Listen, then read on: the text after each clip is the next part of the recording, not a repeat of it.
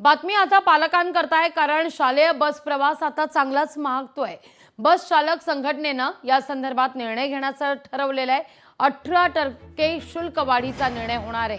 येत्या एप्रिल पासून हा निर्णय लागू होणार आहे। बस देखभाल, सुरक्षा आणि सेवा नियमांचं पालन करण्याकरता शुल्क वाढ करणं आवश्यक असल्याचं म्हटलं जात आहे।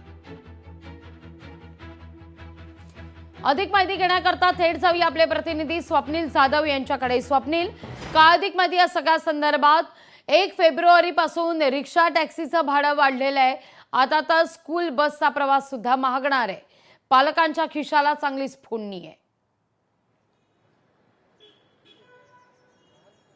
अगदीच लागवी रिक्षा टॅक्सी नंतर खरं तर एसटी प्रवास सर्वसामान्यांचा महागला होता आणि यानंतर आता शालेय विद्यार्थ्यांचा बस प्रवास महागलेला पाहायला मिळतोय।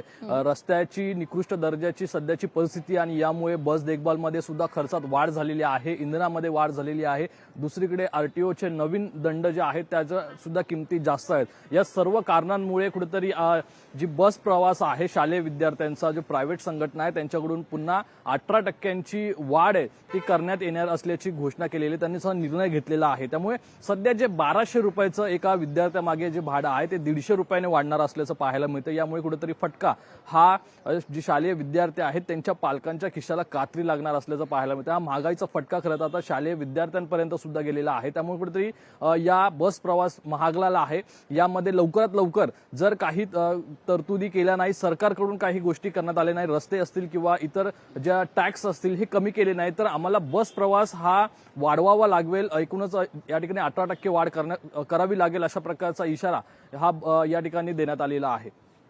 निश्चित स्वप्नील, धन्यवाद तुम्ही दिलेल्या सविस्तर माहिती करता। लोकशाही मराठी ऐका, पहा, जागरूक रहा।